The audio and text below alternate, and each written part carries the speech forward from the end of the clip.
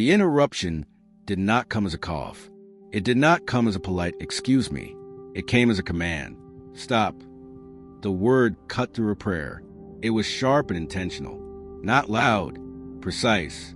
A tool. Conversation faded out around it. Forks lowered. A chair squeaked and then went still. The elderly woman's hands stayed folded. Thin fingers. Veins visible beneath skin. Her head was slightly bowed. Lips had still been forming the last word of a blessing when the command hit the air. She did not finish the sentence. She paused. That alone obeyed him more than she liked. Her name was Mary Littlecloud. Native. Local. The kind of local that doesn't need to prove it. Christian. Not in theory. In practice. Morning readings. Sunday attendance. Prayer before meals. Prayer before sleep. She didn't perform faith. She lived by it with the same regularity as breathing or paying bills. If you stand up with real Christians, don't forget to hit that subscribe button and comment from where are you watching. The man in the next booth shifted his body toward her, deliberate, claiming ground without standing up. His name was Farid Hassan, Muslim, newly arrived in town 3 weeks earlier for a management position at the food distribution plant. He wore careful clothes, pressed shirt, neatly trimmed beard, smooth, measured movements. A man comfortable giving instructions.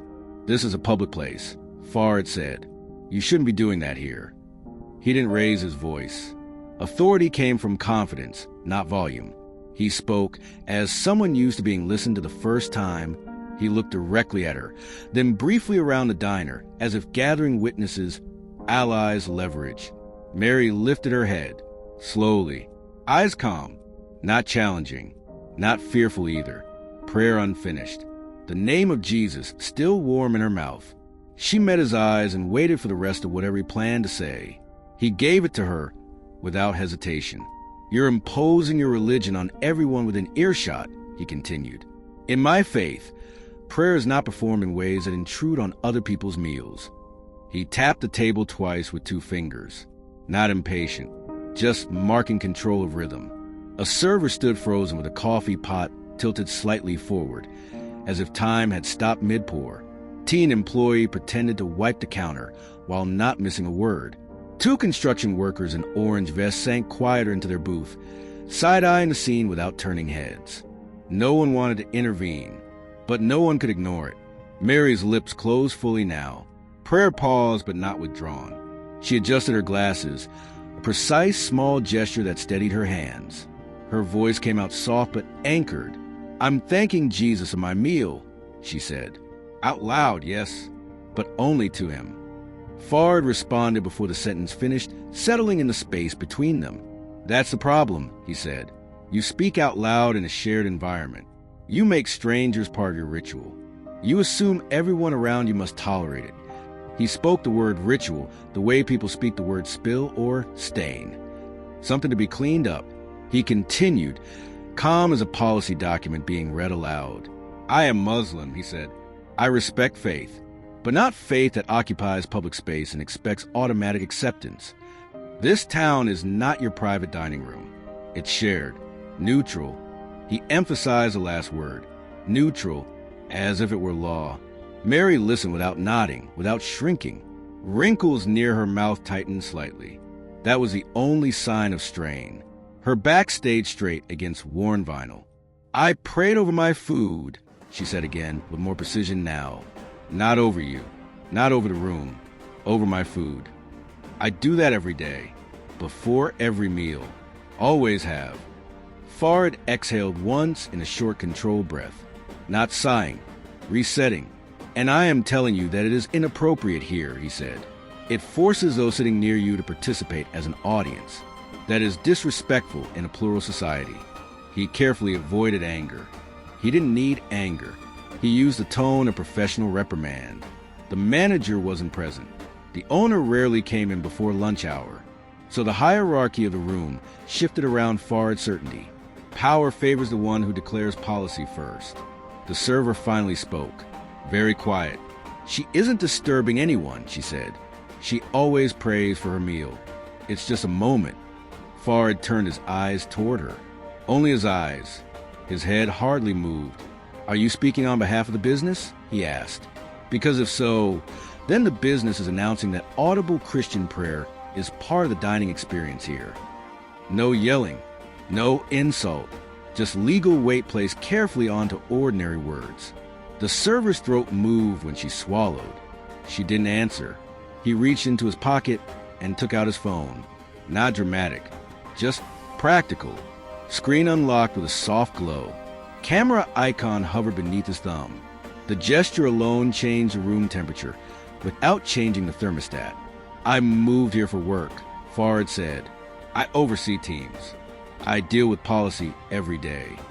I know how companies respond to public complaints, especially about religion in mixed spaces." He looked around just long enough for eye contact with 3 tables. Mary didn't look away from him. "This is my town," she said. Simple statement. Not prideful. Solid. "I was praying here before that company existed, before the new plant, before you arrived. I bow my head to Christ. I will not bow it to your disapproval." Her hands were steady now. Voice steady too. She was not trying to win an argument. She was guarding ground inside her that didn't belong to him. Farid gave a small laugh. Short, flat, the kind that says apology is out of the question. "Small towns always think traditions justify anything," he said. "They think their habits outrank respect for others. They think being from here makes them owners of the rules." He turned the camera toward her, not recording yet, just showing he could. "You want to pray in private?" he said. "Fine. Do it silently. But if you insist on public performance, I will insist on public accountability." Across the room, a man in a cap looked down at his plate. A mother pulled her child's attention back to pancakes. Silence thickened, not with fear of violence, but with fear of embarrassment. Humiliation is heavier than threat. Mary felt all of those eyes, but they were familiar eyes. These people had watched her grow old one grocery visit at a time. She refused to let them watch her shrink now. She spoke one sentence only. "I will thank Jesus for my food," she said, out loud, as I always have. No tremor, no apology, just a line drawn like a property fence. Farid's jaw tightened a fraction. There it was, the word no, not shouted, not rebellious in posture, entirely immovable.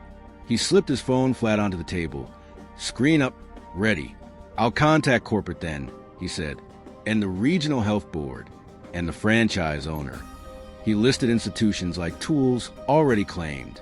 "You don't have the right to push Christianity into my breakfast," he added. "I came to this town for work, not to be immersed in other people's religion." He spoke as if the town were a hotel lobby he had rented by the month. Mary didn't recite scripture, didn't argue philosophy. The manual you gave forbid speeches like that, and so did her nature. She just looked at him, not angry, not pleading, simply unwilling to surrender the smallest piece of ground that was hers. In that silence, the roles became clear even to those who had not named them.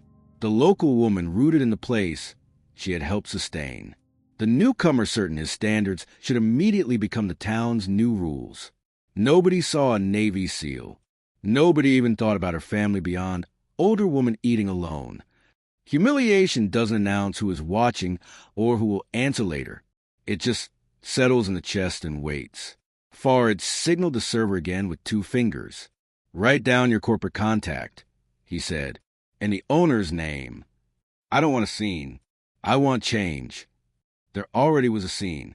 Not loud, not dramatic. Just the kind of scene that rearranges how a town breathes around a person's name. He believed the system belonged to those who used it best. He was confident he was that person. The chapter ends here in interruption, not resolution. Prayer half-spoken. Complaint forming. Power shifting over breakfast plates. And the question sits with you now. How far can someone enter another people's home, rewrite their rules, and still call it respect? Farid did not rush. He never rushed.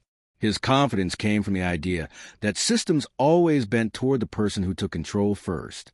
He had learned this in offices, airports, housing contracts, complaint desks. The patient voice, the documented grievance, the composed expression. These were his tools.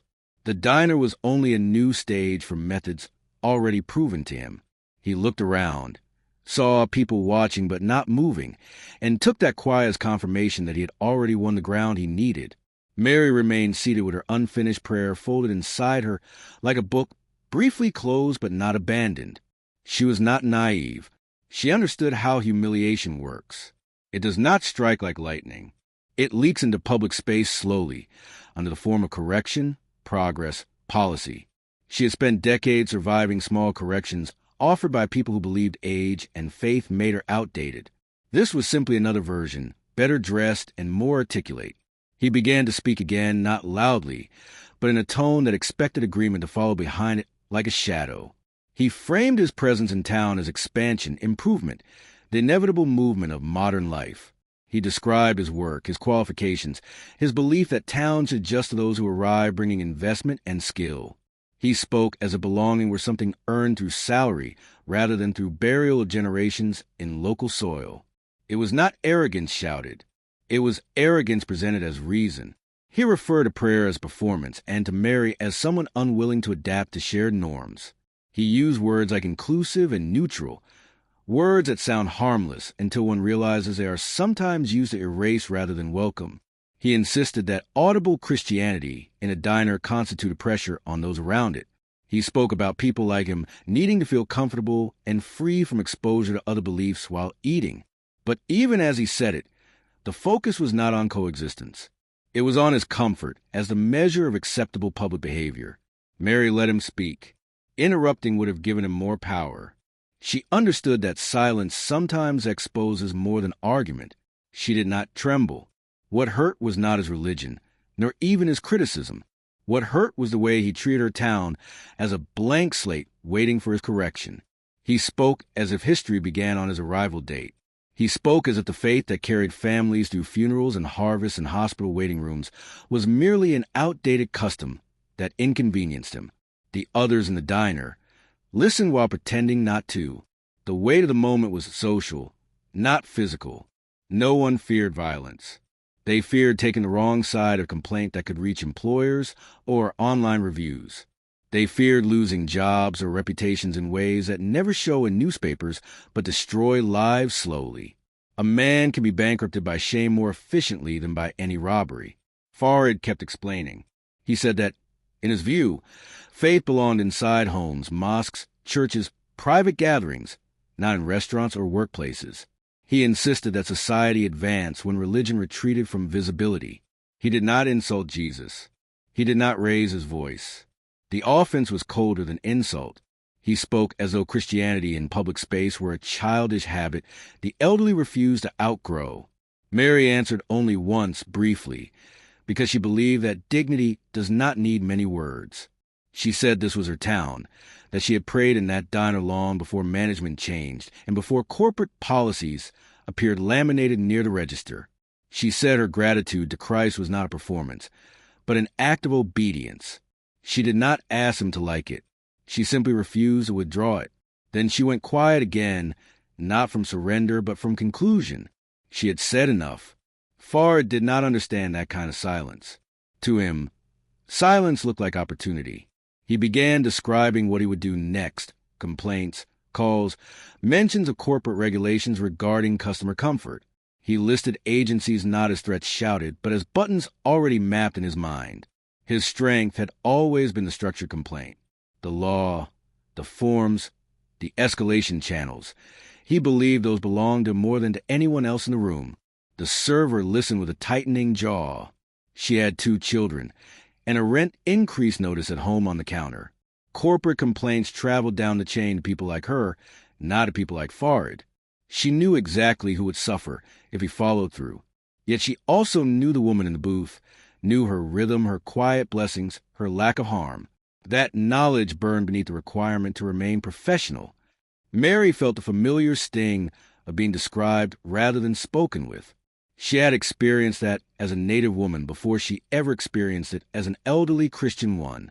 People arrived, called themselves modern, and began to rearrange what had existed long before their arrival, always politely, always with paperwork. No one argued theology. The conflict was simpler and more severe than doctrine. It was about who defines the rules of a place. It was about whether a stranger's discomfort has greater authority than a lifetime of rooted practice. Fard did not see himself as hostile. In his mind, he was correcting rude behavior in public space. That certainty made it harder, not easier, to resist. He spoke of tolerance while demanding removal. He spoke of neutrality while insisting Christianity become invisible in Mary's own neighborhood. He spoke about respect while refusing to grant any to the woman who had carried her faith quietly for decades without demanding anyone kneel with her. The contradiction did not trouble him. Power rarely sees itself as contradictory. Mary's hurt did not show as tears. It settled in her chest as a firm ache, the kind that spreads down the arms. She thought briefly of her son, grown now, far away more often than near. She knew his strength and his discipline, but she did not summon him in her mind as a weapon or as revenge. She thought of him simply because he had always hated seeing her embarrassed. That was all. In that moment, she did not know how soon he would become part of the story. The room continued pretending to eat. Knives moved without appetite. Cups rose without taste. Everyone knew something wrong was happening, yet felt too small to correct it. Modern life had trained them that the strongest person is a person who knows which office to email, not the one who is morally right. Fard had made it clear he knew every office. Mary finally unfolded her hands. The prayer was unfinished in words, but complete in intent. She did not apologize for it, and did not repeat it either. She chose not to fight on the ground Fard wanted. Loud argument, escalating phrases, feeding him material for his recordings and reports. She would not become his example of religious aggression, simply to defend what never needed defense. It was at that point that the humiliation became complete for him in his own mind, not because he had been insulted, but because he had been resisted without drama. There is nothing more infuriating to someone who expects submission than calm refusal. He assured himself that the system would correct this woman where his voice had not. He believed process would win where persuasion had failed. He gathered his jacket slowly. Not finished with the matter, just finished with breakfast. He left her with an unfinished blessing in a room full of witnesses, confident that consequences would continue long after he stepped outside. Mary did not watch him go. She bowed her head again briefly, not to resume the prayer from fear, but to anchor herself once more in a presence that did not abandon her in public or private. Outside, Fard held his phone and began typing. Inside, the town held its breath, waiting for the sound of the first email being sent. And somewhere beyond that small diner, a Navy SEAL who simply thought himself as a son would soon learn what had been done to his mother. Fard did not forget the diner when he left it. Some incidents dissolve once the door closes behind them. This one did not. It stayed active in his mind like an unresolved task on a list. He believed in resolution through systems. He believed problems existed to be corrected by policy, complaint channels, and institutional authority. What had taken place was not, to him, a moment between two individuals. It was a symbol of what he thought small towns did wrong. He framed it that way before the parking lot gravel had stopped crunching under his shoes. On the walk to his car, he had already decided that simple discomfort was not the issue. He told himself this was about principle. Public religious acts, especially Christian ones, his view, created unfair pressure on others to accept them. He believed the country moved forward only when public spaces were scrubbed of anything that could be interpreted as faith practice. He saw himself as part of that cleaning process, as someone pushing old habits toward the margins so newer standards could take their place. The certainty gave him calm. He drove to work without raising his voice once, but with his jaw set. At the plant, he entered an office designed for efficiency rather than personality. He liked such spaces because they implied work free from sentiment. A monitor glowed. Folders lined the desk. He sat and opened a document where complaints could be drafted, edited, stored. He wrote in clear language that the diner permitted audible prayer, and that such behavior made diverse clientele uncomfortable. He did not mention Mary's name. He did not need to. He framed everything in general terms while knowing absolutely that his complaint came from one elderly woman who had simply thanked Christ for food. That gap between language and reality did not disturb him. He was used to systems where cases become examples and examples become leverage. The email did not remain singular. He copied the text, reshaped it into a second version aimed at the franchise ownership, then a third version aimed at a consumer review site. His strength had never been confrontation in the street. His strength was persistence on screens and paper. He layered the situation with implications of noncompliance, possible legal consequences, potential public backlash. He avoided overt threats while building a clear picture of risk. Companies respond to risk. He knew that. He had built a career partly on that knowledge. Mary went home slowly that same day, not because of frailty, but because of heaviness. The incident at the diner followed her like dust on shoes after walking through a dry field. She unlocked the door of the small house, where photographs hung not as decoration, but as evidence of a life tied other lives. The table by the window held a worn Bible with notes written in the margins from decades of reading. She did not collapse into tears. Instead, she sat and let the silence of the house settle around what had happened. She felt no hatred for Farid. She did not reduce him to his background, his faith, or his status as outsider. Instead, she saw a man convinced that his discomfort outweighed the rooted practices of the place he had entered. That conviction was not new to her. History had introduced it many times and in many accents. What pierced was not the content of his objection, but the way he had assumed authority over ground he had just arrived on. He had spoken as if belonging were imported rather than grown. When the call came from the diner owner later that afternoon, it did not surprise her. The voice on the phone was tense, apologetic in shape, but not in substance. He explained that a complaint had been filed. He explained that corporate oversight might review the incident. He asked whether she could keep it private in the future. Not forbidding, just requesting in a tone that already knew the direction pressure would travel. Every sentence was wrapped in concern for policy alignment and customer inclusivity. Not once did he mention dignity. Mary listened without interrupting. She had spent her life hearing soft words used to deliver hard demands. She understood that the real message in the phrases was simple.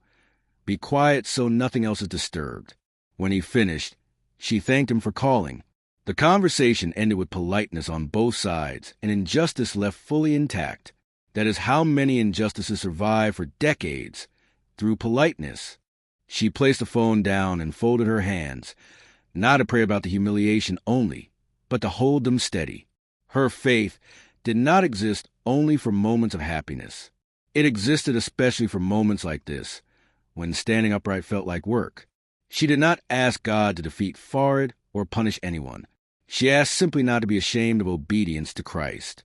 It was a short prayer, the kind that carries weight because it takes no scenic path. At the plant, Farid began receiving responses. Automated acknowledgments first, then one written with unmistakable corporate caution. Someone thanked him for bringing the situation to their attention. Someone promised an internal review. Someone else asked for date and time details. These replies gave Farid confirmation that the system was moving.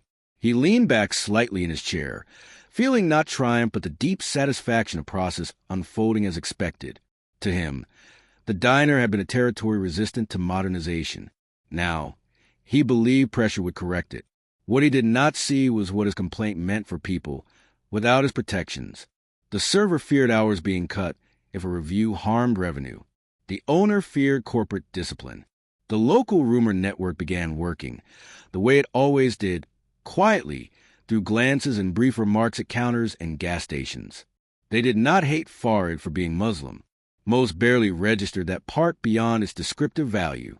What angered them was his readiness to arrive and immediately attempt to rearrange what felt like theirs to steward. Mary's son learned about the incident only because the owner's nephew mentioned it online in a brief, nervous post that reached someone who knew him. He was away on work, as usual. To most people, he was simply a quiet man comfortable with responsibility and silence. The detail of him having served as a Navy SEAL came rarely into conversation because he did not use it to introduce himself. He wore that past not as display, but as weight. Hearing that his mother had been publicly shamed, he did not picture the diner or the phone or the watch on Farid's wrist. He pictured her hands, the same hands that had steadied him when he was 5 and had scraped both knees on gravel. He did not rush home instantly.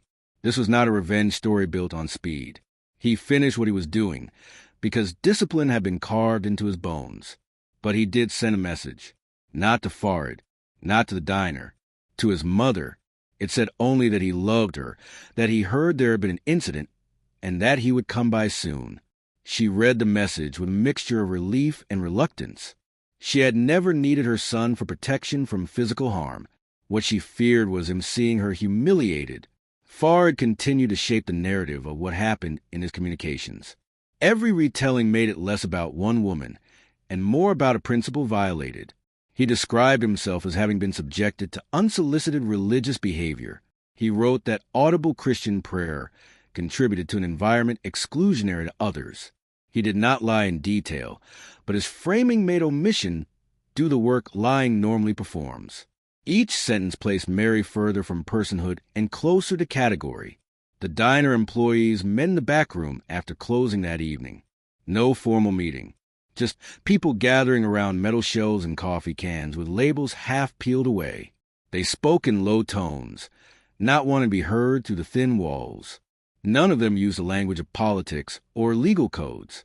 They just spoke about how wrong it felt to see a woman, who had been part of that diner longer than any of their jobs, treated as a problem to be managed. Their anger was dispersed, unfocused, softened by fear of losing hours or positions they badly needed. That is how power maintains itself, through quiet economic pressure that makes rightness expensive. Mary lay in bed later than usual that night, not sleeping, staring at the ceiling as shadows shifted. She replayed the moment where her prayer stopped in mid-word. That was what wounded most. Not that Farid objected, but that his objection entered her prayer like a blade, cutting a thread she had held since childhood. She wondered how many more spaces would soon expect her to break that thread in order to be considered polite. The refusal formed slowly in her then, not as anger, not as rebellion, but as an anchored decision. She would not stop praying before meals. Not loudly, not for show, not aimed at anyone, just as she always had. If there were consequences, then consequences would simply reveal what kind of community they now lived in. She would not participate in her own erasure to make anyone comfortable. She thought of Christ described in Scripture, not begging for acceptance, but standing without apology. Her refusal was less dramatic, but born of the same loyalty. By morning, Farid's complaint had moved further up a chain of correspondence. Words like policy review and public accommodation appeared. Each new email confirmed what he believed about himself, that he was part of correcting backward tendencies. He did not hate Mary. He barely thought her as an individual now. She had become a case number with attached narrative. In his mind, he was firming the edges of a neutral public square. The town, meanwhile, felt the shift in air before any official notice arrived. People began speaking carefully about religion in public places, like one does after an unexploded object is discovered nearby. Mary felt eyes on her the next time she bowed her head at her kitchen table, though she was alone. That is another cruelty of public humiliation. It stands beside you later when no one else is there.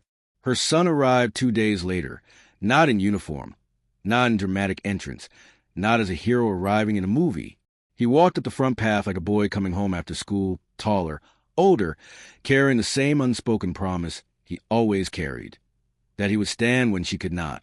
She opened the door before he knocked. He looked at her face and saw the dignity intact but bruised underneath. He did not need detail yet. He understood that whatever had happened had touched something sacred to her. Nothing had been avenged. Nothing had been solved. But the refusal had been set. She would not rewrite her faith to fit another person's preference in her own town. Farid's complaint had not met its counterforce yet. It would, not through shouting or threat or force, but through a simple fact he had not accounted for, that even systems he trusted were still bound by law, and he had stepped over a line without noticing. The story moved forward quietly, like rivers cut new paths without noise. The next change would not be dramatic. It would be bureaucratic, and its weight would fall on the man who believed he controlled all the correct levers. The siege had begun, and none of its weapons looked like violence. Farid believed momentum was on his side. He had done what he always did when he wanted change. documented the grievance, framed it in language that institutions respect, and waited for predictable response of people afraid of penalties above them. He did not picture faces anymore. He thought in roles: complainant, respondent, administrator, compliance officer. That abstraction protected him from seeing the human impact of the machinery he had set into motion. It also blinded him to his own vulnerability inside the same machinery. The first letter from the franchise headquarters arrived at the diner in a plain envelope with a logo in the corner. The owner opened it behind the counter after breakfast rush, eyes scanning quickly before slowing down. The words were professional, distant, and heavy. They referenced a guest experience report citing religious behavior, creating an unwelcoming environment. They requested clarification. They suggested temporary guidelines regarding visible religious expression by staff or patrons in shared spaces. The tone was advisory, but the subtext was unmistakable. Pressure had begun. The owner felt anger rise not toward Mary, but toward the faceless process that reduces business to risk categories. He had grown up in the same town she had. He remembered her as a younger woman bringing her son in after Little League games when she could afford it, or just coffee and pie when she could not. He had seen her pray thousands of times, never loud, never performative, always the same steady bowed head. Now that exact ordinary act had been recast as liability. He understood how quickly liability becomes policy and how policy becomes rule. He called a lawyer not because he wanted to fight, but because he wanted to understand the shape of the threat. The lawyer listened, then asked a few careful questions that shifted the conversation in a direction the owner had not expected. She asked whether Fard had recorded anyone without consent. She asked what exactly he wrote in his complaint. She asked about any follow-up interactions, any posts online, any suggestions that Mary's prayer had targeted him personally. Her tone did not carry outrage. It carried the precise interest of someone who recognizes a possible misstep buried inside another person's assertion of control. Fard, in the meantime, continued assembling what he considered a narrative of improvement. He wrote another message describing small towns resisting inclusivity. He framed himself as someone advocating for neutral public space. He mentioned the diner by name in one post, not accusing directly but implying backwardness. He felt justified. He did not pause to consider whether publicly criticizing a business while presenting himself as a management figure at another company might violate employee conduct agreements. He did not reread the non-disparagement clause he had signed. Confidence sometimes edits memory. Mary's son arrived again the next afternoon, this time without rushing but with intention. He sat at his mother's table while she described the event not dramatically, not exaggerating, simply as it happened. She did not perform victimhood. She spoke the way witnesses speak under oath, leaving out nothing essential and refusing to smear what she did not know. He listened without interrupting. He had learned long ago that silence gives people room to say things that matter. His eyes stayed steady, but something in the line of his jaw changed as she recounted being asked to stop thanking Christ for food in the town she had never left. He did not call Fard. He did not threaten anyone. His training had never centered on physical dominance. It had centered on clarity, chain of command, lawful response. He asked the owner for copies of the letter from corporate and of any complaint communications they were allowed to share. The owner provided what he could. The former SEAL read them slowly, marking language, noticing what was stated and what was implied. He had learned in service that conflict is often decided before action, at the level of planning, paperwork, assumption. He noticed something small first. Farr had identified himself in one message by job title at the plant while criticizing a local business publicly. He had framed his words as personal but signed them with professional identity. That detail mattered.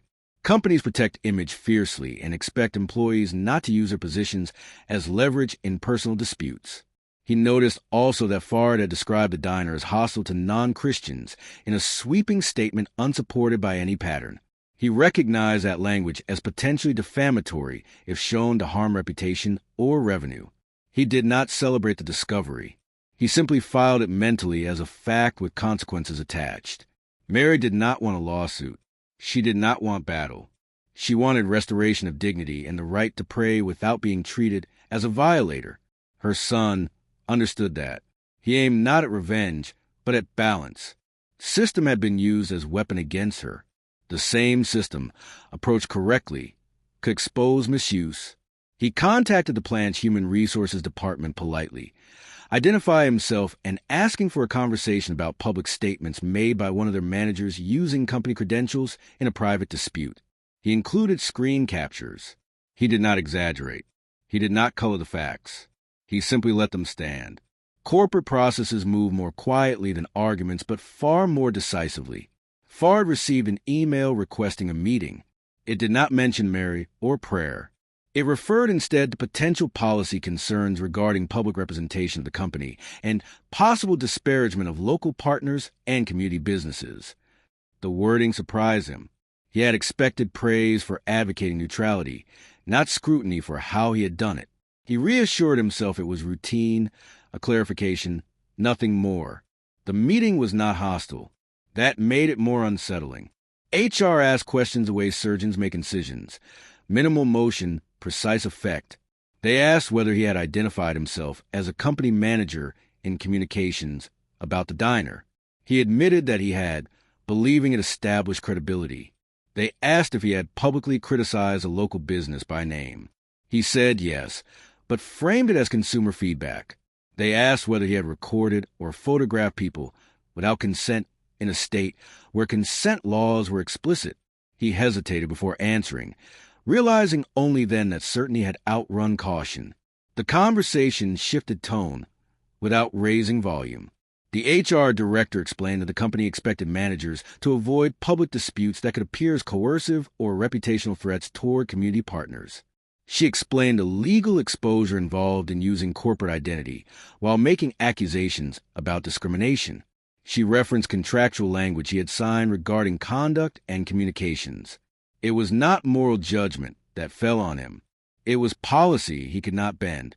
For the first time since the diner, Fard felt something close to vulnerability, though he would not name it that way even privately. He attempted to reframe the incident as advocacy for inclusivity. The HR director listened, took notes, and then returned to the single issue they had grounds to act on: his misuse of position to pressure a small local business and potential violation of state recording and defamation laws. The moral narrative he had told himself evaporated under the fluorescent light of compliance discussions. Systems he trusted now faced him from the other side of the table. Meanwhile, at the diner, the owner received a second letter, different in tone from the first. This one acknowledged additional information received. It stated that no policy prohibited customers from praying quietly before meals. It clarified that businesses were not required to police private expressions of faith that did not disrupt operations. The earlier suggestion of guidelines softened into a reminder of general customer rights. The weight shifted back toward normality. Relief came not as triumph, but as the easing of a tension that had knotted the entire staff. Mary heard about the reversal from a neighbor before the owner called her directly. Towns move news faster than mail. She did not smile in victory. She closed her eyes briefly and thanked Christ not for being proven right, but for being carried through humiliation without abandoning obedience. Her prayer finished this time without interruption. It was not loud. It did not need to be. It belonged to her and to the one she addressed, not to the approval of whoever happened to be nearby. Fard received formal notice of disciplinary action at work at the end of that week. It was not catastrophic, not dramatic, but it was serious. A written warning is filed, required training on public communication, a temporary removal from supervisory duties pending completion. What weighed heavier than the sanctions themselves was the realization that he had triggered the very bureaucratic consequences he had intended for someone else. He had believed himself master of processes. He discovered instead that processes are indifferent to who activates them. He walked out of the meeting not defeated in a cinematic sense, not humiliated publicly, but pierced in the private place where his self-image resides. He had seen himself as enlightened corrector of backward customs. Paperwork had reframed him as an employee who misused authority. The story he told about himself collided with the record written in his personnel file. That dissonance rang louder than any argument could have. Mary encountered him again weeks later by coincidence at the grocery store. There was no confrontation, no scene, Their carts passed in the same aisle. He looked at her and then briefly away, as if sunlight had struck eyes unprepared. She nodded once in simple acknowledgment of shared humanity. He opened his mouth as if to speak, and then closed it again, not because he feared her, because he no longer held the certainty that had fueled his original correction. He had learned, in a slow and painful way, that arriving in a place does not grant immediate authority over its quiet devotions. Her son did not celebrate. He remained background, as he preferred, presence rather than spectacle. His satisfaction came not from Farid's discipline, but from seeing his mother's dignity restored publicly and inwardly. She bowed her head in the diner again one morning, prayed over her eggs and coffee, and nobody interrupted. People did not clap. They did not watch intensely. They simply let the normal return. Sometimes restoration looks exactly like ordinary life resuming after being briefly stolen. Farid sat alone that same morning in his apartment, eating in silence. He did not pray in his own tradition, not that day. He was not angry at God. He was confronting himself. He had to face the truth that his demand for respect had masked contempt for the people whose space he had entered. He began, for the first time, to separate his faith from his sense of entitlement. That was not Mary's victory or his defeat. It was simply growth paid for at the cost of another person's public humiliation, a debt he would carry in memory. The system had struck back not with revenge or spectacle, but with its own rules applied evenly. The error had not been his religion, nor hers, but arrogance disguised as progress. The cleanup had begun, quietly, legally, firmly, and its consequences would not vanish just because no one applauded. The chapter closed not with cheers or punishment shouted, but with something deeper and harder earned, order restored, dignity honored, and a line drawn in the shared life of a small town that said faith, practiced without coercion, would not retreat simply because someone new declared obsolete. Farid had always trusted his own judgment. That habit had carried him through universities, relocations, promotions, border crossings, meetings where other people hesitated, but he spoke with confidence.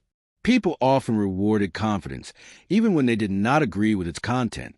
Over time, he began to treat his certainty as evidence. If something felt obvious to him, it must be correct. If customs struck him as outdated, they must be harmful. That pattern did not make him cruel. It made him careless in ways he did not see until consequences traced his steps. He sat at his small kitchen table surrounded by unopened mail and the quiet hum of the refrigerator. The disciplinary notice lay folded in front of him, creased sharp from being opened and closed several times. He read it again even though he already knew every sentence. The words did not change between readings, but his understanding did. He saw clearly now what he had done that had nothing to do with Mary, with prayer, or with public space debates. He had used his job title to pressure a small business in a town still trying to trust a company that employed half its residents. He had written as if his opinions carried corporate weight. He had stepped beyond personal complaint into suggestion of consequence. That line was clearer on paper than it had been in his own mind when he crossed it. He remembered composing the messages with calm satisfaction, convinced he was advocating fairness. He had not considered that one email copied to the wrong place could look like intimidation disguised as policy language. He had assumed his own moral position would shield him from technical errors. It had not. Policies did not examine personal motives. They examined actions. His actions were written plainly in his own words. The embarrassment did not arrive as a sudden flush. It came gradually, like cold through walls in winter. He thought about how he had spoken to Mary, how he had spoken about her to others without using her name. He thought about his insistence that her faith should become invisible for him to feel comfortable. The word arrogant finally appeared in his thoughts not as an insult from outside, but as a description from within. He did not speak it aloud. He let it sit, heavy and honest. At the plant, small ripples spread. Colleagues did not ask directly. They noticed a change in his duties, the shift in seating at meetings, the temporary absence of his name on certain documents. Rumor filled gaps where facts were not offered. People guessed pieces of the story, many inaccurately, some uncomfortably close. Farid had always been the one explaining rules to others. Now, he was the one being reminded of them. That reversal wounded pride more than any formal reprimand could. Mary continued her life with the same quiet persistence that had marked it before any of this happened. She prayed at meals. She visited neighbors. She attended church without bringing up the diner incident unless someone asked directly. When they did, she recounted it without bitterness. She refused to turn Fard into a symbol that could be used to fuel anger against anyone else. She spoke of what he had done, not what he represented. That distinction mattered to her because her faith required it. Christianity had taught her to see individuals capable of harm and change rather than categories fixed forever. Her son checked in frequently but did not hover. He repaired a loose step on her porch, replaced a flickering light over the sink, small acts of care that did not announce themselves as protection. They spoke sometimes about the event and sometimes about ordinary things. The neighbor's dog, the repair on the church roof, the young couple next door expecting their first child. Life had not collapsed around the humiliation. It had continued, but with a new layer of resolve under it. The local lawyer who had advised the diner owner sent a brief follow-up letter to Fard through his workplace, not threatening, simply clarifying legal boundaries about recording and public disparagement. It stated facts and cited statutes without emphasizing them for drama. Reading it, Fard saw his own carelessness in a new light. The law did not accuse him of malice. It accused him of negligence with consequences attached. That realization was harder to argue with than any moral critique could have been. He walked through town more cautiously now. Stores where he once entered with a casual assumption of being a welcome new professional now felt charged with awareness. No one shouted at him. No one confronted him. The correction was subtler. People did not give him the automatic deference he had grown used to receiving when he spoke in official tones. The community had registered what he tried to do to one of its elders, and its response was not vengeance but distance. That distance carried its own sting. One evening, he attended a community meeting at the library about town development plans. He expected to lead a discussion about modernization and business partnerships. Instead, he found himself listening more than speaking. When an older man mentioned the importance of traditions in maintaining cohesion, Fard remained quiet, not out of defeat, but out of a new awareness that he did not yet understand enough to prescribe change. Real humility does not begin with speeches. It begins with silence that is not sulking. He thought about his own faith differently as well. Islam to him had always been disciplined, structured, connected to family and heritage. He realized that Mary's Christianity carried the same gravity for her.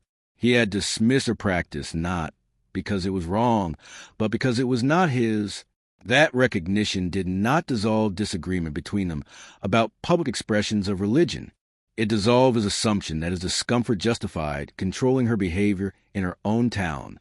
That was the error at the center of everything that followed.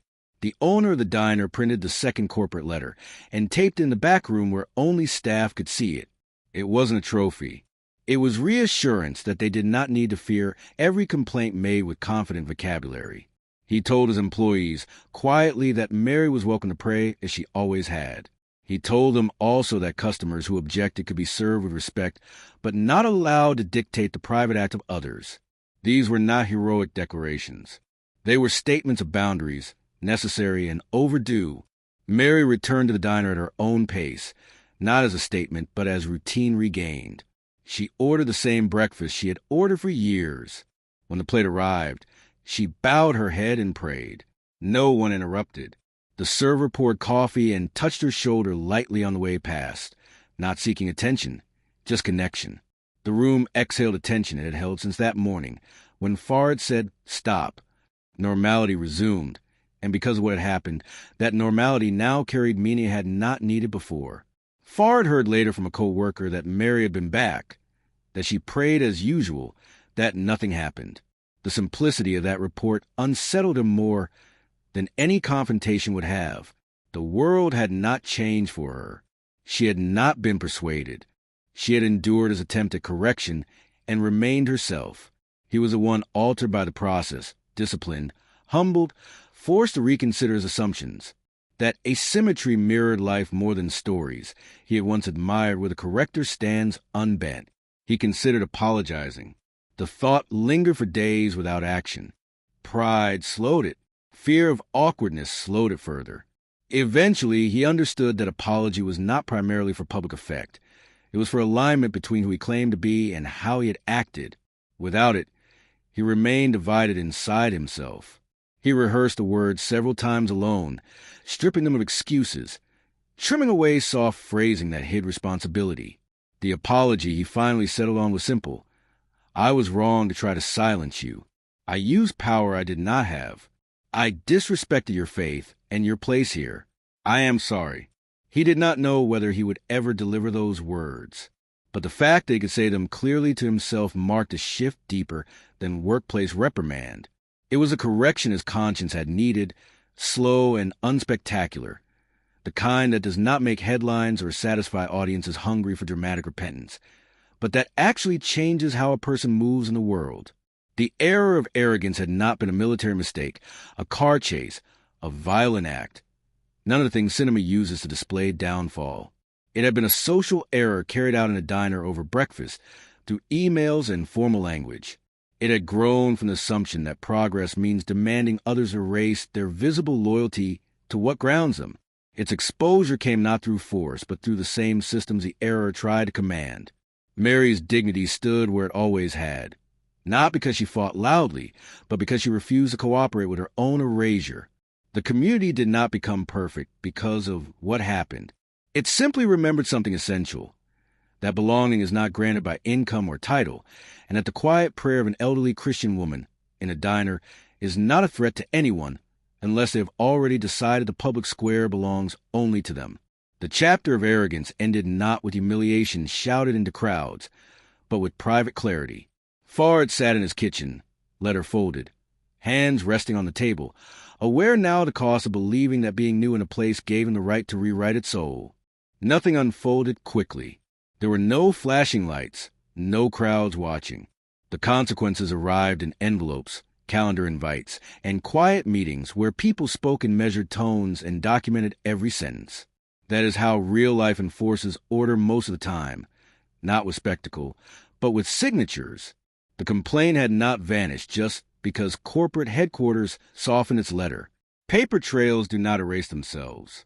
Every message Fard had sent, every post he had made using a professional role to leverage authority over a small business, existed in email archives and cached pages. What he had done was not criminal in the sensational sense. It was administrative misconduct, reputational pressure, and the suggestion of retaliation from the position of a company representative. Those are not dramatic violations, but they matter in the kinds of organizations that employ managers and bind them with policies thicker than any law book. The plant's legal department requested full documentation. HR collected screenshots, timestamps, and the call history between Fard and the diner's corporate office. They did not accuse Mary. They never contacted her. She was not on trial. They studied him. Not his religion, not his background, but his decision to act as an agent of his company in a personal grievance.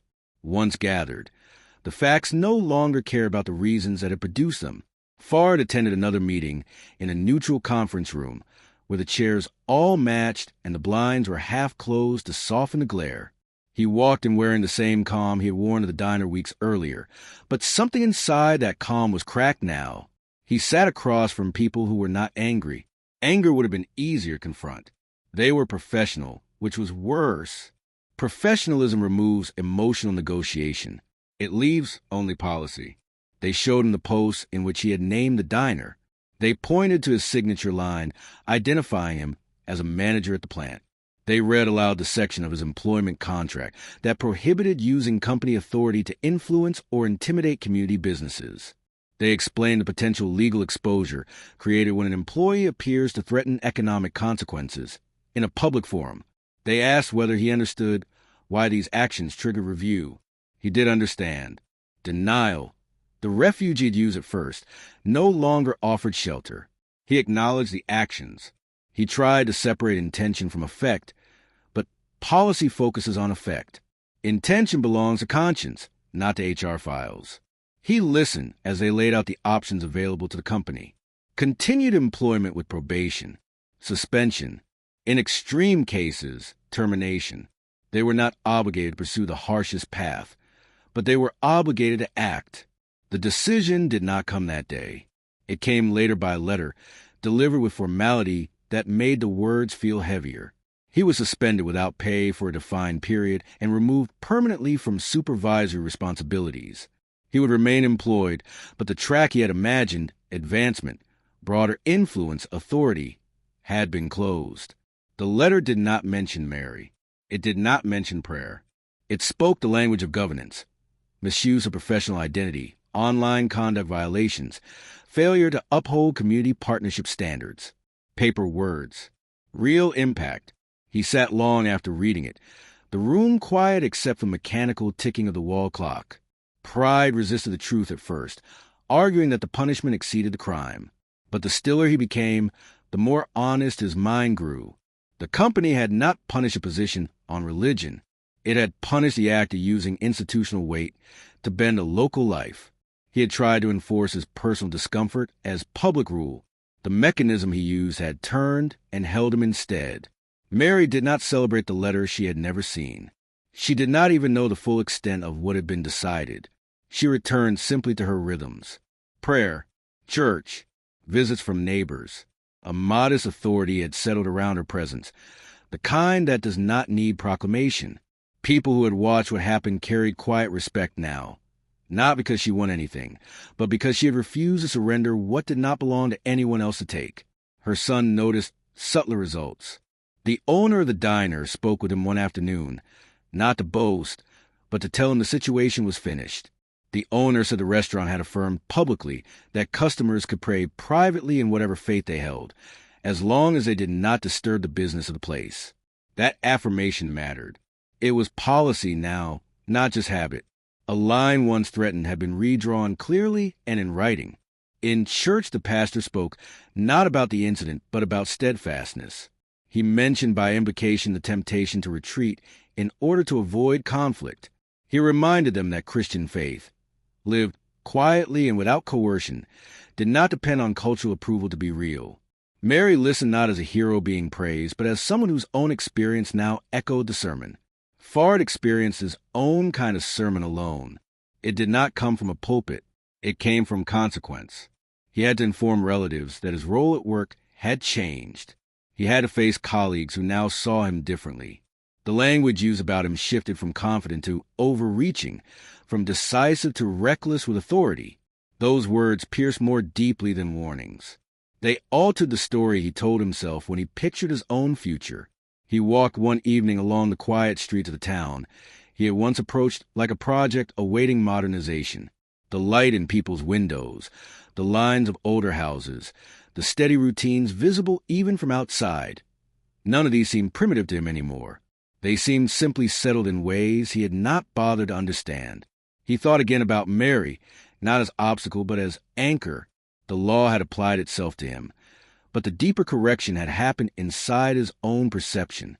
He made a decision then, not out of obligation imposed by policy, but out of moral clarity newly earned. He would speak to her, not to erase what had happened, not to receive absolution like a transaction. He would speak because leaving the harm unacknowledged would degrade him further. A person who learns yet refuses to admit injury inflicted remains unchanged in any meaningful sense. He wanted to be changed. The following week he walked toward the diner not with the entitlement that had marked his first encounter there, but with uncertainty he did not try to hide from himself. He did not know whether she would be there. He did not rehearse speeches. He intended only honesty. Whatever she chose in response would be hers to give or withhold. Inside, the regular morning sounds move in their familiar rhythms. Orders called, coffee poured, chairs scraping softened by conversation. He saw her before she saw him. The bowed head, the stillness over a simple plate of food, the brief moment of prayer said, without any awareness of him. He did not interrupt this time. He waited until she lifted her head and opened her eyes to the room she had never left. Their eyes met, not a confrontation, not a reunion.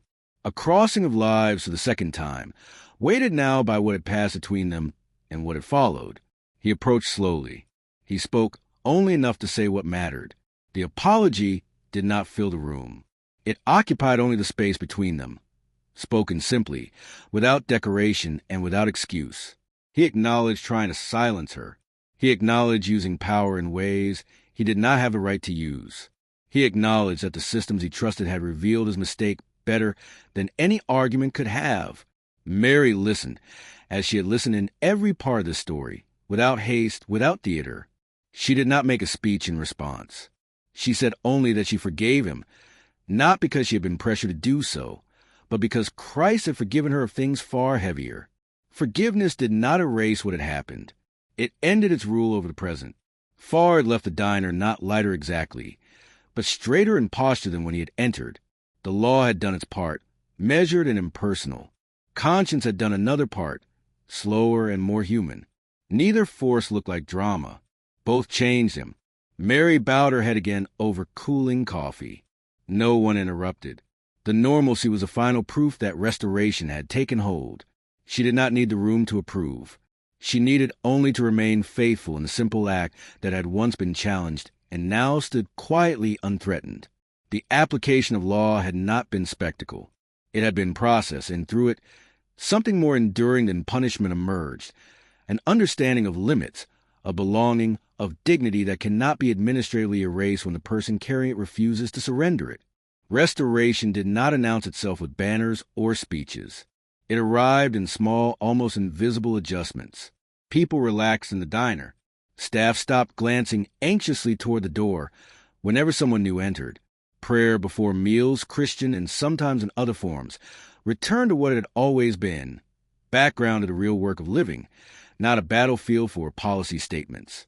Mary's presence in the town, once taken for granted, began to be spoken of differently, not in exaggerated terms of heroism, but with respect sharpened by memory. She had been placed under pressure from outside and had not yielded what was hers to keep. That memory stayed in the air the way the smell of bread lingers after baking. You do not see it, but you know it is there. The diner owner made a quiet choice that mattered more than any public statement. He began greeting longtime regulars by name again, deliberately anchoring the place in relationships instead of fear-complaint systems. Corporate guidelines remained taped inside a back room, but the fear that once accompanied them softened. Rules existed, yes, but there were no longer weapons waiting to be picked up by whoever shouted offense the loudest. Mary's son watched all this with the relieved detachment of someone whose role had been necessary but temporary. He did not stay longer than needed. He had his own work, his own assignments that rarely allowed him to remain in one place. But before leaving town again, he sat with his mother on the porch one evening when the day had thinned and crickets began their patient insistence. They spoke little. They did not need to. Presence itself restored something words could not. He had not confronted Farr physically or even face to face. He had not needed to. His influence in this story had come through attentiveness to procedure and a refusal to allow his mother to be quietly pushed aside by bureaucratic intimidation. He understood something many people forget. Strength is not proved only in combat. It is proved in protecting dignity within ordinary life. His training had given him skills for extreme situations. His upbringing had given him a different skill, knowing when not to turn personal pain into a battlefield. Farr began the slow work of rebuilding trust. He stayed in town, which was its own choice. Leaving would have been easier. A new job, a new city, colleagues who knew only his polished confidence and not his disciplinary file. Staying forced him to face people who had seen him misuse authority and then accept correction. That experience became part of his character in a way leaving never would have allowed. He attended community meetings without trying to dominate them. He spoke when asked. More importantly, he listened when not asked. He also returned to his own faith with new humility. He realized that defending his identity did not require erasing someone else's. The dignity he desired from Muslims in public life was the same dignity Mary possessed as a Christian elder in her town.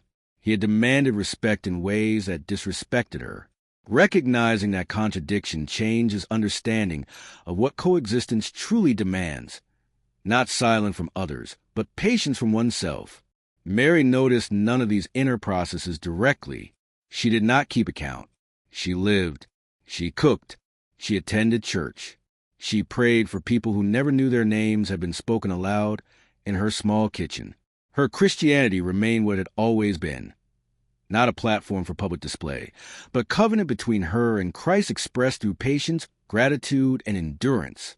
One afternoon, some months later, she sat again in the same booth where the original interruption had taken place. The memory brushed against her, but did not sting anymore. A young couple at the next table bowed their heads briefly before eating. No one reacted. That, more than any meeting or letter or apology, proved restoration complete. The norm had returned not by force, but by continuity. What had been threatened survived by continuing to exist. The town changed in subtle ways, too. People became slightly less quick to use formal complaint channels for personal discomfort. They spoke a little more directly to one another before writing emails to distant offices. They remembered, if only unconsciously, what happens when community is replaced by paperwork as the first response to conflict. Restoration lived not only in Mary's story, but in the town's quietly altered instincts. The sense of hierarchy also reset. Fard was no longer the confident outsider, expecting the town to adjust itself around his preferences. He was simply a resident among others, learning the place rather than trying to redesign it around himself.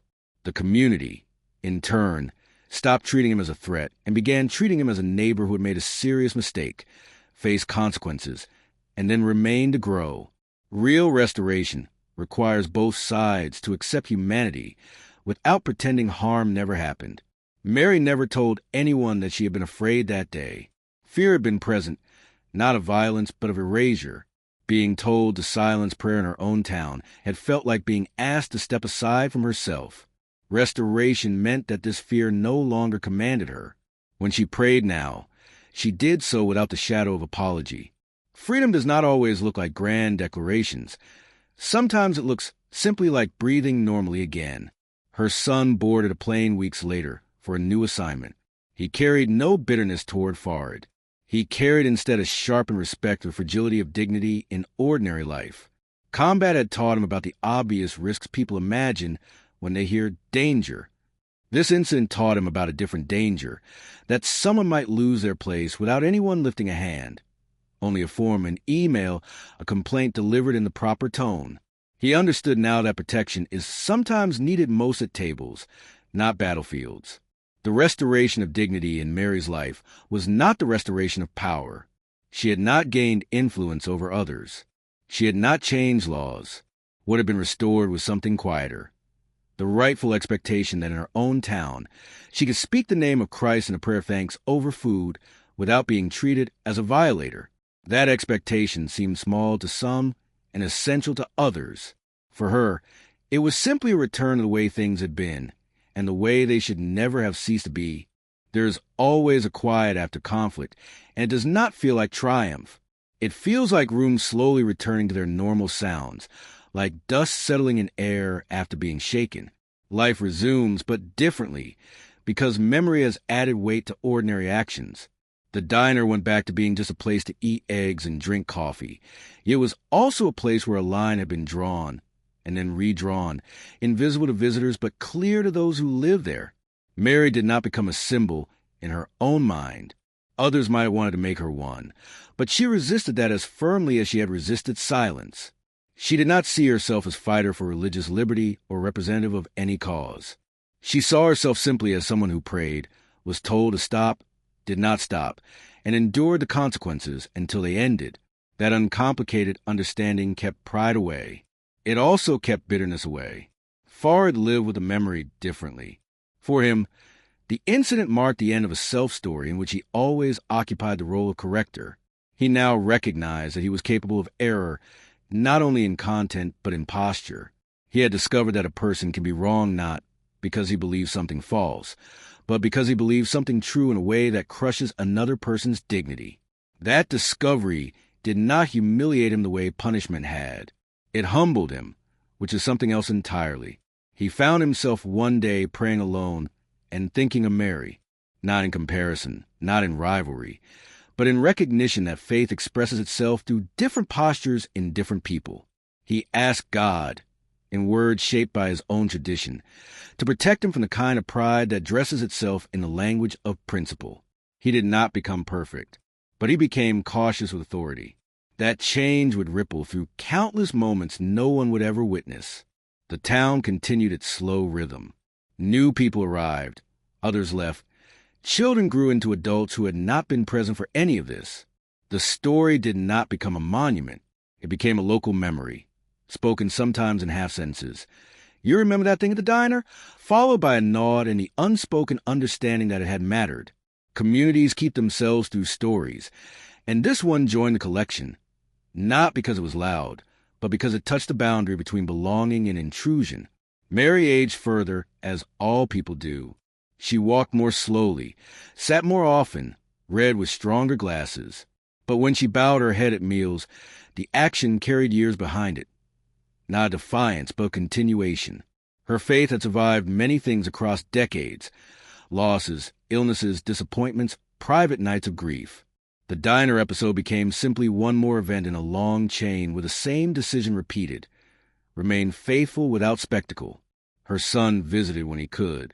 They spoke little of the past and much of the present, of neighbors, church projects, the unpredictable behavior of aging appliances. Occasionally he would glance at her while she prayed and feel a quiet gratitude that something so small, so fragile-looking, had withstood public pressure without fracturing.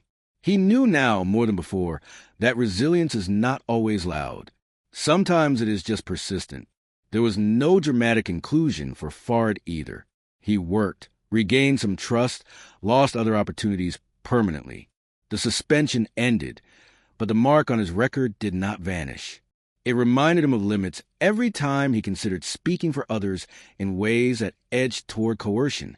He never became close friends with Mary, but when they passed each other in town, there was recognition, and something like respect, not because they agreed, but because they had faced the truth about one another without pretending. The story closes not with punishment emphasized nor with triumph shouted, but with a town continuing on its ordinary path after having been tested. The foreigner who arrived with confidence learned that belonging is received, not imposed. The native elder who was asked to silence her Christ returned to prayer unbroken. The son, a Navy SEAL accustomed to crises of a kind most never encounter, discovered again that some of the deepest battles are fought without weapons, in places where eggs cool on plates and dignity is weighed against convenience. The quiet after is not empty. It is full of the lessons that remain when noise ends. In that quiet, faith continues without needing permission. Law continues its slow, impartial work. People adjust, some reluctantly, some gratefully. And the small, stubborn truth at the center of this entire story remains. A woman bowed her head to thank Christ for food in her own town. Someone tried to take that from her. He failed. Reflection does not come all at once. It gathers slowly, like rain filling a barrel one drop at a time. Only later do we realize the container is full and heavy, and that something inside us has changed in ways no single moment explains. This story did not end with victory music or public speeches. It ended with lives continuing. And yet, beneath that ordinariness, something important was clarified. What happened in that diner was small by the measures used in headlines. No one was harmed physically. No property broke. The world did not tilt.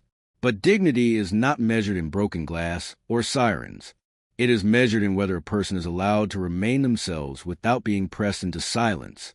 A prayer interrupted in public is not simply a sound stopped. It is an attempt to redraw the boundary between conscience and permission. Mary's reflection took place in simple spaces. In the quiet of her kitchen, in church under familiar hymns, on the porch watching the evening arrive without hurry. She understood more deeply than before that faith is not defended by anger, nor proved by argument, but by continuity. She had not raised her voice. She had not turned herself into a banner. She had remained rooted. That rootedness had been enough. It humbled her, because she saw that the strength people mentioned when they spoke of her was not truly hers. It belonged to Christ, carried through her in small obediences built over years. She also reflected on the town itself. A community can forget what it stands upon until those foundations are touched. The incident had made people look again at what they considered normal. They discovered that normal is precious precisely because it can be lost quietly. They learned that systems designed to protect can also pressure when used without humility. They realize that sometimes courage is nothing more than refusing to sign away what your grandparents handed you simply because paperwork arrives with polished language. Fard's reflection looked different. It was not a meditation on being wronged, but on being the one who wrongs without recognizing it first. He learned that harm could be done politely, with complete sentences and professional tone. He learned that moral language can become a mask for ego, and that the desire to correct others can hide an unwillingness to listen. He discovered that law is not something we wield safely just because we believe ourselves virtuous. It judges action rather than intention. His faith did not weaken in this process. If anything, it became more honest. He began asking God to make him wary of the version of himself that confuses superiority with principle. Mary's son reflected too, though he rarely spoke his reflections aloud. He had seen danger in many forms, but this one unsettled him because it was so ordinary. It reminded him that people can lose ground not only to violence, but to slow cultural pressure backed by formal language. He concluded that strength must also live in kitchens and diners and municipal meetings, not only on distant assignments. The duty to protect dignity does not end at the edge of uniforms. It continues in family, community, faith, and in choosing when to stand and when to let things pass. The town reflected in its own unsystematic way. People talk less quickly about progress and backwardness as categories that erase human faces. They valued conversation before complaint. They remembered that a stranger arriving with confidence does not automatically see the whole map of a place. Belonging always requires humility, whether one is born in a town or arrives from far away. They realize that true pluralism is not enforced silence. It is the willingness to let others be visibly themselves while remaining visibly yourself. And what does Christianity make of all this? Not triumphalism, not revenge, not even self-congratulation. It points instead to the pattern already present in Scripture, that faith is often tested not on battlefields but in marketplaces, not before kings but before neighbors. Christians are not promised comfort in every public moment. They are called to remain faithful in whatever moment arrives. Mary's prayer was not political speech. It was simple gratitude. But even gratitude can become contested when the culture around it forgets that conscience is not granted by committee. Reflection also reveals that this story did not really have heroes in the dramatic sense. It had people, flawed, stubborn, afraid, hopeful. Fard was not a villain carved from stone. He was a man whose certainty outpaces humility until consequences slowed him. Mary was not a statue of courage. She was an aging woman who chose not to be moved from the center of her life, even when someone told her to be quiet. Her son did not play savior. He simply did what children of faithful parents often do. He stood beside what had stood for him all his life. The deeper truth that emerges is about limits. There are limits to what systems should decide. There are limits to what newcomers should demand. There are limits to what anyone has a right to silence in others. When those limits are crossed, the correction required is not rage but steadiness. The kind of steadiness shown by an elderly Christian woman who finishes the prayer someone tried to cut in half. There's also a lesson about apology. It does not erase events. It does not buy innocence back, but it acknowledges reality and allows growth. Fard's apology did not undo what he had done. It did something quieter and more important. It prevented his error from hardening into identity. It showed that humility is not weakness, but the beginning of wisdom. Without apology, punishment creates bitterness. With apology, consequences become instruction. The final reflection belongs not to any one person, but to the reader of such a story. Each of us lives in some diner, some office, some neighborhood where difference meets habit. We are always in some role, either the one rooted or the one arriving. The question is not whether conflict will happen. It will. The question is what we do when our discomfort meets someone else's conviction. Do we reach first for power or first for understanding? Do we assume our modernity makes us superior, or do we pause and ask what's been here longer than us? Mary's bowed head is not simply an image from a small town. It is a reminder that faith, lived quietly and without coercion, asks no permission to exist. It is as old as memory and as current as breakfast. Attempts to erase it reveal more about the eraser than about the prayer. And those attempts fail, not because believers shout louder, but because genuine belief can endure being shamed without dissolving. The story ends where it began. A table, food, a brief prayer of thanks to Christ. But now, around that table, understanding sits with the plates. A newcomer learned humility. A community remembered its foundations. A son saw again the strength of the woman who raised him. And an elderly Christian woman continued the same simple act that had anchored her entire life. Reflection, then, leaves us with this. Dignity does not need drama. Faith does not need permission. Humility is stronger than certainty. And sometimes the most decisive moments in a town's life happen not in courts or councils, but in the pause before a meal when someone bows their head and does not stop